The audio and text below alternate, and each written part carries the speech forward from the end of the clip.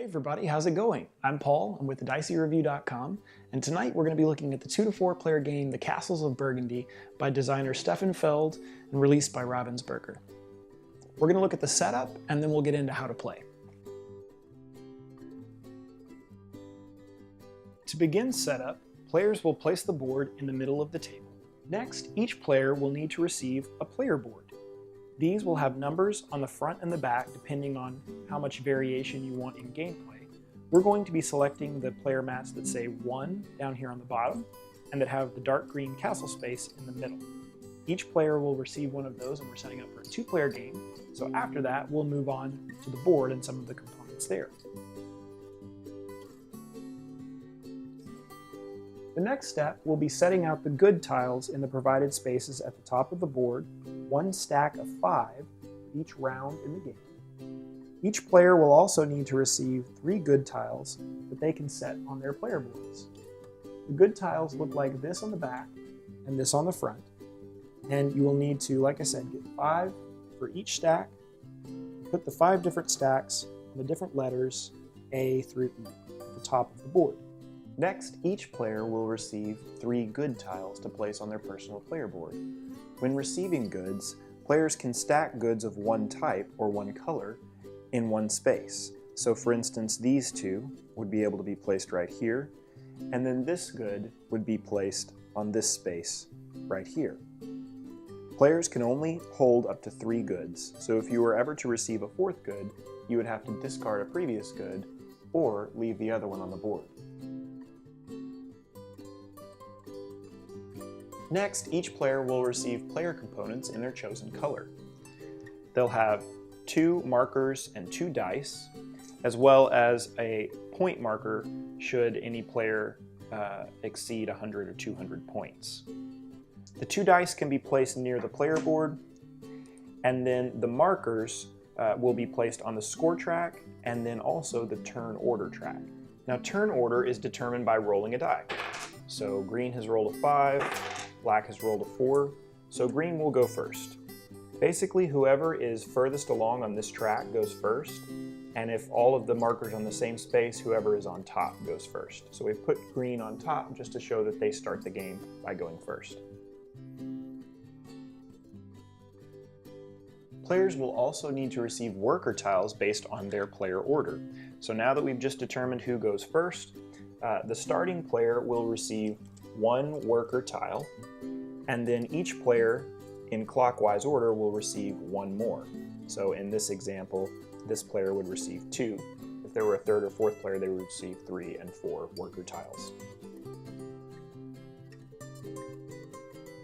Each player should also receive 1 silverling that will be placed in this space on the board. Now, once again, these components have been upgraded just a little bit. You can get these on TopShelfGamer.com. These are just more realistic resources. The remaining silverlings will need to be placed close to the board in a general supply. Each player also receives a castle hex tile, which will be placed in the middle of their player board on the green space.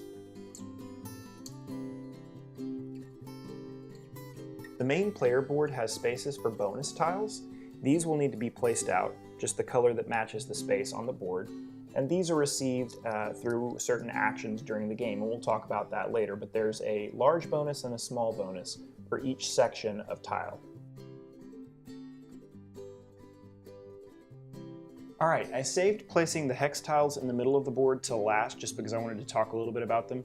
I have all of these different colored bags that I place the tiles in, so 1 for each color of tile on the board. I've got dark green, I've got black to go in the middle, I've got yellow to go on all these little yellow spaces right here.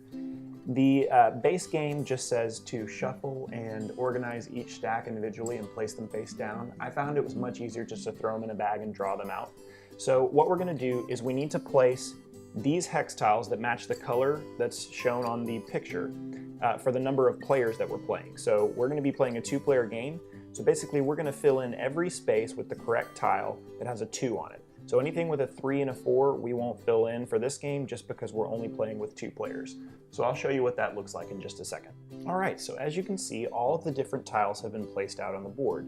The tile is placed down in a space that matches its color. for the number of players that you're playing. So we put out our blue tiles and our different building tiles. We've also placed out the black market tiles here in the middle. These will be a mix of all of the different tiles that players can buy as an action during the game. And we'll talk about that in a little bit. But we're pretty much ready to play. The last thing that needs to be done is giving the starting player the white die, and this is going to determine kind of how goods are placed on the board, and we'll go over that in a little bit. All right, at the start of each round, the stack of goods for that round are going to be placed face up on these 5 different spaces. Now that the round has been set up, we're ready to take our turns. There are going to be 5 turns each round, and the first thing that happens on each turn is all players roll their dice simultaneously. The dice that they roll, the numbers on the dice, will determine the types of actions that they can take. The white die will simply determine where these goods are placed on the board. So this rolled a 4, so the top good in the stack will be placed on the depot that says 4. So as you can see, there's a 4 right there. And these goods can be gathered later in the game through certain actions that you can take, and we'll go over that when we get there. Once this die is rolled, it can be ignored for the rest of the turn. The only purpose this die serves is to tell us where these goods are placed. Next, in turn order, players will each take 2 actions, 1 action per die. So since green is the start player, green can take 2 actions with their dice. Now, players can take one of 4 different actions with the numbers on their dice, and then additionally with silver they can take bonus actions at any time on their turn. So we're going to go through the different actions that can be taken one by one, and we'll show you how they work. The first action that can be taken by a player is taking a 6-sided tile. How we do this is we use one of our dice, so let's say I use this 2. You can then take any tile from the depot that matches that number. So since I've played a 2, I could look over here in the 2s and take any one of those tiles and place them in my storage. So let's just say that I want to take this yellow tile. You take that tile and place it in your storage down here, and then that's one action. Now, your storage can hold up to 3 tiles, so if you were ever to take more than 3 tiles, you would have to get rid of one. It's important to note that you cannot discard the new tile that you're taking if you were wanting to just get rid of something from the board. You'd have to get rid of something from your storage to take something. So to further illustrate the taking a 6-sided tile action, I could use my 1 to take one of the 2 tiles from the 1 depot. So I could take this blue tile right here. And that's the taking a 6-sided tile action. You simply use a die and then take one of the tiles from the depot that matches that number. The next action that a player can take is adding a 6-sided tile to their kingdom. Now, this is where the most, the meat of the game is for me, really. This is where most of my time is spent. And there's a few things that you have to keep in mind whenever you're placing tiles in your kingdom. First thing to remember is that tiles have to be placed adjacent to a tile that's already in your kingdom. So we each start with a castle right there in the middle. So all of the tiles that we build will have to be built around this castle to start. The next thing to remember is that the numbers will have to match the dice that you're using. So for instance, if I want to build a blue tile right here or right here, I have to use either a 5 or a 2. So if I were to use that 5, I could then place a blue tile on this space because it shows a 5. The other thing to remember is that the tile's color has to match. So for instance, I wouldn't be able to build this yellow tile on this blue space even if the number matched from the die that I used. So those are the restrictions to keep in mind. And then once you have met all of those, you can place tiles on your board. So since I used a 5, and since I built a blue tile, and this 5 matched right here, that's a legal placement. And it's adjacent, so we're all good there. Now when you place tiles on your board, you're going to get bonuses. And there are reminders of all the bonuses up here on the left. What I'm going to do is I'm just going to go through each type of tile and the bonus that they will give you. the first type of tile that we placed on our board was a blue ship tile right here. So when you place blue tiles, two things are going to happen. First, you're going to be able to take all of the goods from one depot. So in our example, we've only put out one good so far, but we could take this good from the depot and place it in our goods storage. And you can pick goods from any of the depots, and they'll stack up as the game goes along. So you may have a depot that has 3 purple goods on it, so that would be very good for us in our instance. But just as an example, the first thing that you do whenever you place a blue tile is you take a good from one of the depots. The next thing that will happen whenever you've placed a blue tile is you'll get to move your marker 1 on the turn order space. The next tile we'll look at placing are the yellow tiles. So yellow tiles are they're kind of utility tiles that will do a number of things for you.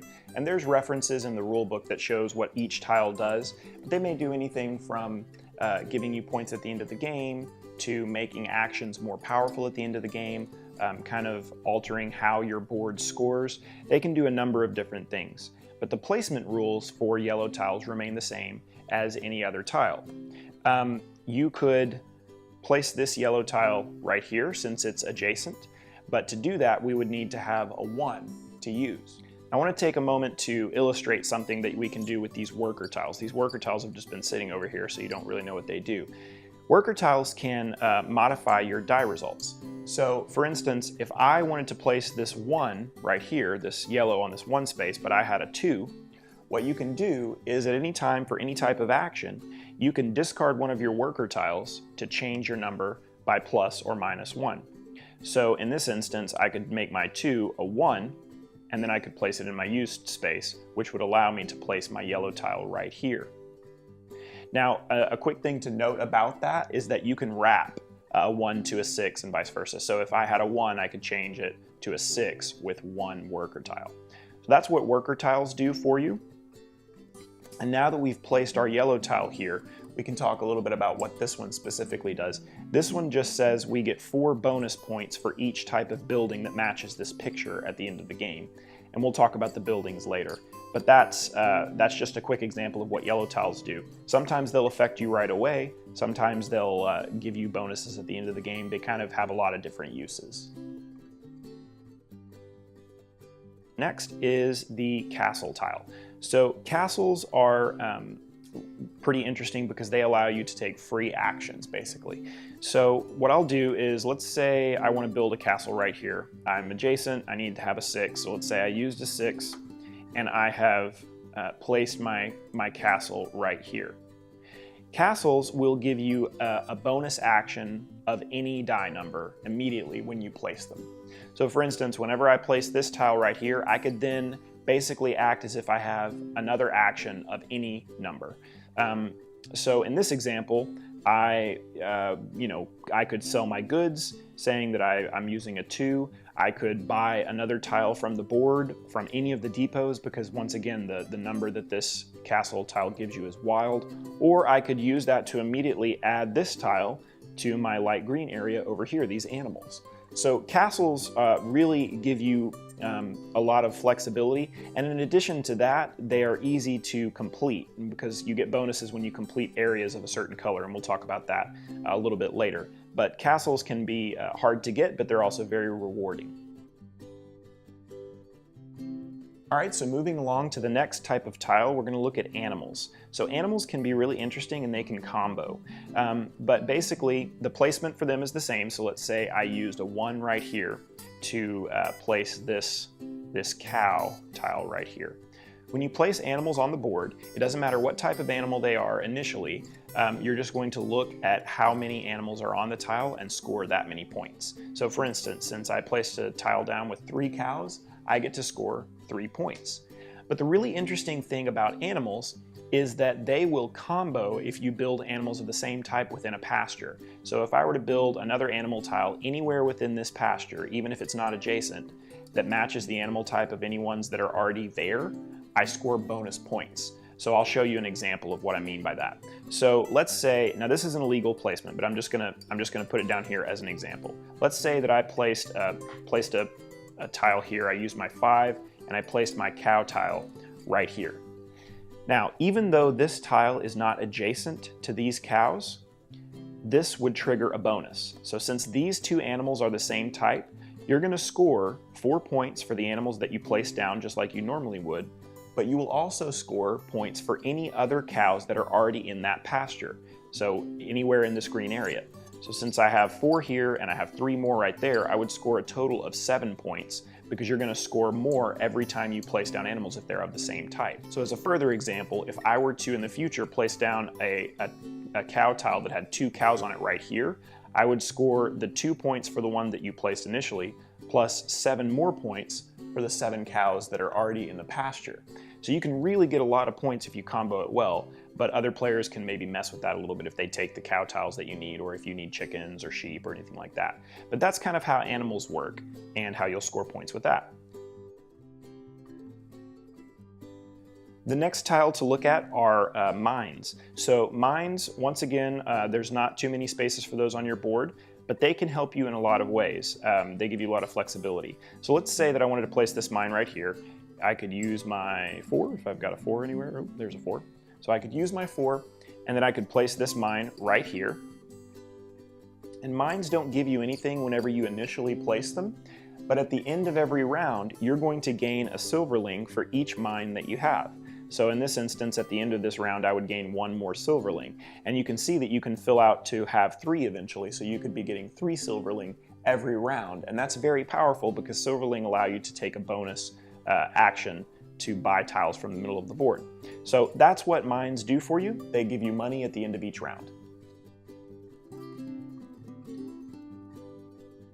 All right, the next type of tile to talk about are building tiles. Now, there's one quick thing you need to remember when you're placing building tiles. These brown areas rather, are known as cities. So within a city, you can't have any one building of the same type unless you have a special tile that allows you to do that. But just for normal placement rules, you have to build different buildings within each city. So I'll illustrate that. So let's say I wanted to build a building on this 2 space right here. So I would use my 2, and then you would place your building down. Now, buildings give you one of 8 different bonuses. So I'm not going to go through all of the bonuses. They're in the rule book and they're listed right here as a reminder, but I'll give you the general concept so that you'll know kind of what they do. This building, whenever you place it, it gives you 2 silverling. So you see 2 silverling as a little reminder for that. So I would take my 2 silverling that I gained from that and place it in my supply. Now let's say I wanted to build this building on this 3 space. So I would use a 3, and then I would place a building right there. Now this building gives you a cool little bonus.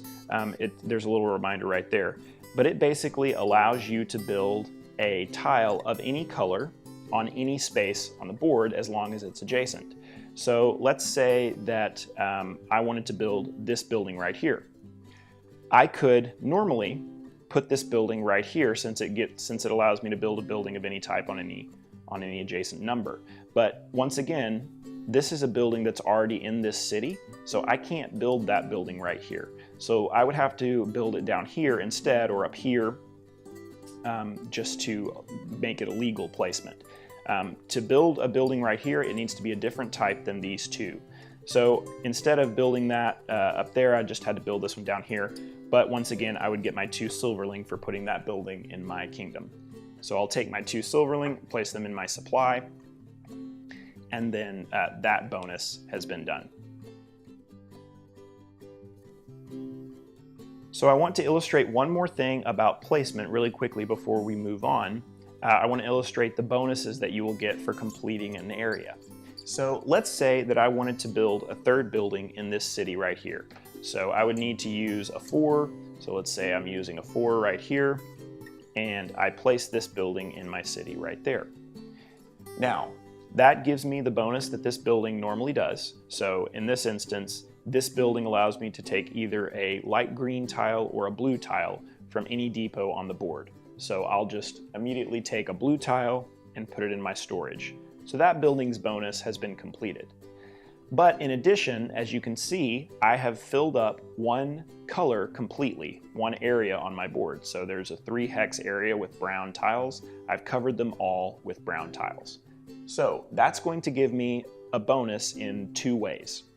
First, I'm going to get points based on the size of the area that I've completed. So since there is a area of 3 hexes that I have completed, I'm going to get 6 points for that. So I can go ahead and move up my point tracker immediately to the 9. In addition to that, you are also going to receive bonuses based on the number that's printed below the round marker. So the earlier you complete areas, the more points you'll score. In round A, you'll score 10 points. In round B, you'll score 8 points. In round C, you'll score 6 points, etc. So in round A, since I've completed an area very early, I would get 10 more points, putting me up to 19. And those are the two different bonuses that you will receive for completing an area of one type or one color. So as you can see, there are a few different tiles that will allow you to complete areas easily. The castle tiles are fairly easy to complete early. The silver tiles are fairly easy to complete. And then there's this one area right here, this city of only 1 hex that you can complete right there. There's also some animals down here that you can complete by only putting 1 tile down. So there's the chance to get a lot of points early on by completing areas of small hexes just to get the round bonus. Now there's also one additional bonus to talk about if you have completely covered up one color of one type on your board. So for instance, if you've covered every dark green hex on your board, or if you've covered every brown hex on your board, not just of one area, you will gain one of the bonus tiles. So let's say that I used a 6 and I placed my tile right here. I would get the bonus that this normally gives me, so I would be able to grab a tile of one of these types from the board. So I'll just grab a yellow. And once again, when this bonus is shown, you get to grab one from one of the depots, not from the market in the middle. Since I've completed the very last section on my board showing a brown, I would gain the bonus for the round and for the hex shape as well, for the number of hexes in my area. So in round 1, which this is impossible to do in round 1, but let's say I completed this in the 5th round, I would get 2 points for the round. I would get 6 points for the 3 hex area. And then in addition to that, the first player to completely cover all of the tiles of one type gains the bonus tile of that color. So since this is brown and brown has been completely covered on my player board, I would be able to grab the bonus tile and gain 5, 6, or 7 points in a 2, 3, or 4-player game. So since we are playing a 2-player game, whoever gets this bonus first would get 5 points. Now, the second player to do that will also gain a small bonus of 2, 3, or 4 points, depending on the number of players. The next action that we can take is selling a good of one type. So when you're looking at the goods, they each have a color, but more importantly, they each have a number printed on the bottom left. This good has a number of 2. So by using a die that shows a 2, you could place that die in your used dice area here, and then sell all the goods of that type. So since I have 2 goods stacked in this area, I can sell both of those goods. When you sell a good, you turn them face down and place them right here on your player board. And these will collect because there may be bonus points that you can score at the end of the game with those. And you're going to receive 1 silverling for selling any number of goods. So even if I had 3 or 4, I would still just receive 1 silverling. But what you will get is points for each good that you sell. And the points are determined by the player count. So in our example, in a 2-player game, you get 2 points per good sold. So in this example, green would receive 4 points because they sold 2 goods. The next action that can be taken is receiving more workers. So regardless of what the number on the die is, you can turn in any die to take 2 worker tiles and place them in your worker storage. And there's no limit to how many workers you can have, but these are very helpful when changing die results. All right, so the other type of action that you can take optionally is using 2 silverling, and this can be done at any time on your turn to buy one of the tiles in the middle to place in your storage. So let's say, for instance, I wanted to take this 2 silverling, put them in the supply, and I would then be able to take one of the 4 tiles from the black market space here in the middle. So let's say I want to take this mine. I would then be able to place that on my storage, and then you could use one of your turns to build it like you normally would on any other turn. All right, so now that we've looked at all of the different actions that you can take on your turn and all of the different rules about placement and bonuses and things like that, we'll look at how to set up for a new round. So the first thing to do to set up for each round is to remove any tiles from any of these spaces that are unique. So for instance, any building tiles will be removed and placed to the side. Any tiles from the market area in the middle will be removed and placed to the side. Any animal tiles will be removed and placed to the side. The only ones that are left are ship tiles, castle tiles, and what are the other ones? Oh, mine tiles, because they're the same no matter what. So you can leave any remaining mines or castles or ships if they're already there. Other than that, you'll put out new tiles for everything, and then the round will start over again. All right, so as you can see, we've placed all of the new tiles needed out on the board. We've placed all the tiles here in the market, and we've refilled all of these spaces that show a 2.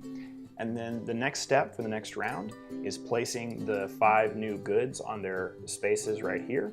And then you are ready to go ahead and start taking turns again in the new player order if player order has changed. It's important to note that this is the only time that player order will actually change. So whenever you are going throughout the round, someone may take over first place, but they don't actually get to go first until the next round, whenever the track is reassessed. And that's pretty much the game.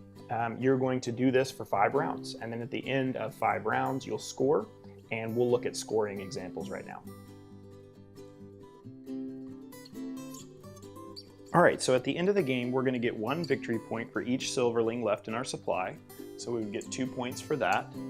You'll get 1 victory point for every 2 workers. So with our 3 workers right here, we would still just get 1 victory point. We're going to get points for our knowledge tiles for in-game bonuses. So for instance, these 2 knowledge tiles give you 4 points for each type of building in your kingdom that matches. So in this one, I've got 1, 2, 3 buildings for 12 points. And then on this one, I've only got, looks like 1 building that would give me 4 bonus points. And then this one right here will give me 3 points for every color of good I've sold, for each type of good. So in this example, I've only sold 1 color, so I would get 3 bonus points for that as well. The last thing you'll get points for is 1 victory point for each unsold good. So in this instance, I would get 2 victory points for those 2 unsold goods. And that's it. The player who's the furthest along on the victory point track is the winner. If there's a tie, it's the tied player with the fewest empty estate spaces, so the person who's built the most on their estate. If there's still a tie, the winner is who went later in turn order, so who was the last player to go. So that's everything. We'll give a quick video on our thoughts of how the game plays, our review of it, and then we hope that you've enjoyed this tutorial. All right, everybody, so I'm ready to talk game thoughts. I've got my Meeple mug here ready to go. And I've got the game laid out in front of me, so we're all ready to talk about the Castles of Burgundy. So the Castles of Burgundy, what do we think? What does this game do really well? What does it have going for it? Whenever I started kind of getting into some of the Feld games, I noticed pretty quickly that his genius really showed in his game design. I played the Oracle of Delphi, I played Amerigo, I played In the Year of the Dragon, and I played the Castles of Burgundy, both the full version and the card version. And I have to say, this one kind of blew me away. It's similar, I get the similar feeling as far as the quality of design that I get to some Uwe Rosenberg designs, right? And I've been singing Uwe Rosenberg's praises for the past 4 or 5 months on our podcast, ever since I first picked up Patchwork and Agricola and kind of started really digging into his classics. There's just a feel that you have when someone designs a game that this designer is kind of a cut above. I get that feeling whenever I play Alexander Pfister games. I get that feeling whenever I play Uwe Rosenberg's games. I get that feeling whenever I play almost all of Stefan Feld games. Ignacy Trzewiczek, I get that way. I got that way whenever I played Imperial Settlers for the first time. And this game feels very much like it's a cut above. It is essentially, a puzzle solver. You're trying to place tiles down to get bonuses, and you're trying to do that in the most efficient way as you can. And the beauty of this game, though, is not that it doesn't lie in its complexity. It's kind of the opposite of that. It lies in its simplicity, but its amount of choices. So, the basic mechanics of this game is, you use a die, you place a tile, you use a die, you get a tile.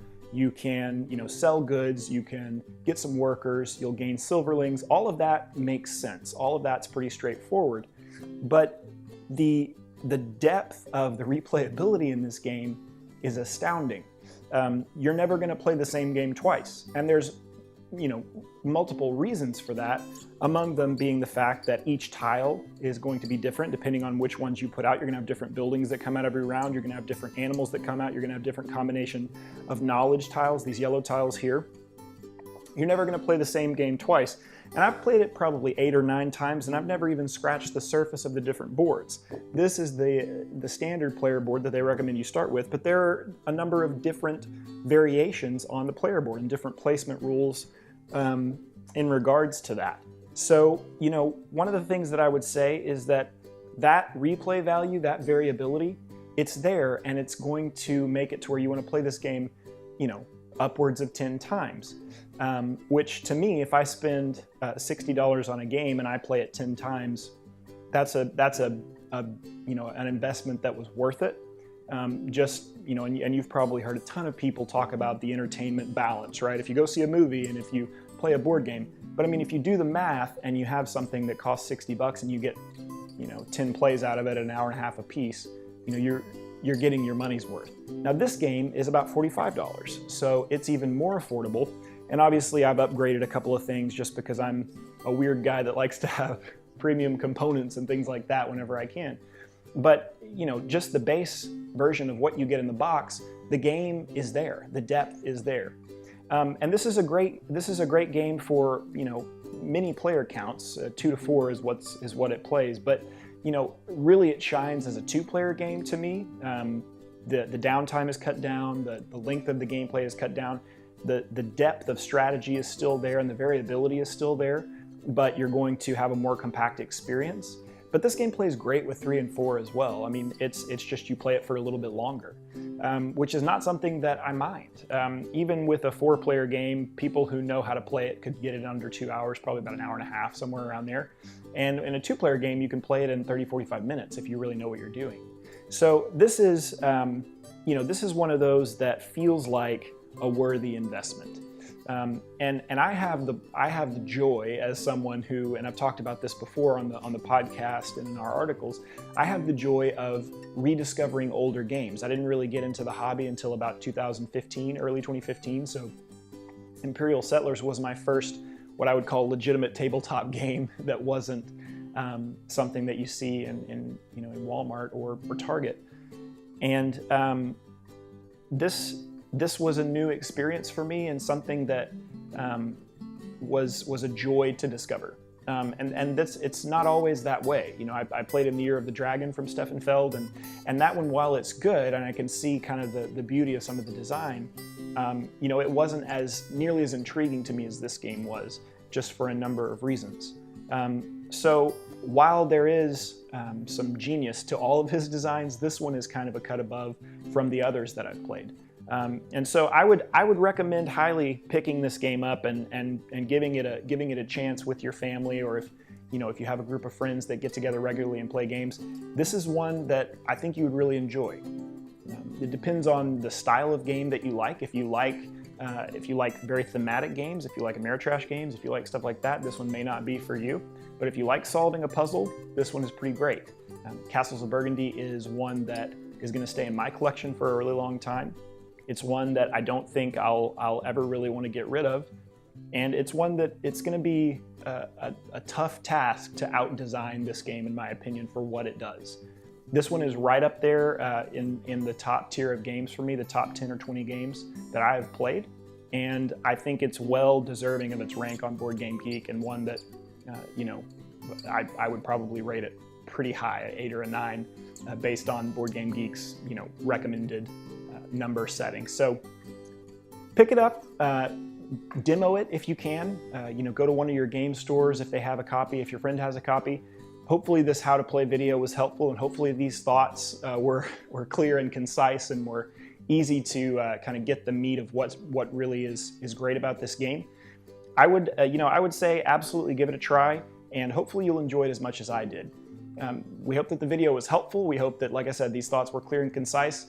And you know, please come back for more. And until next time, we'll see you at the table.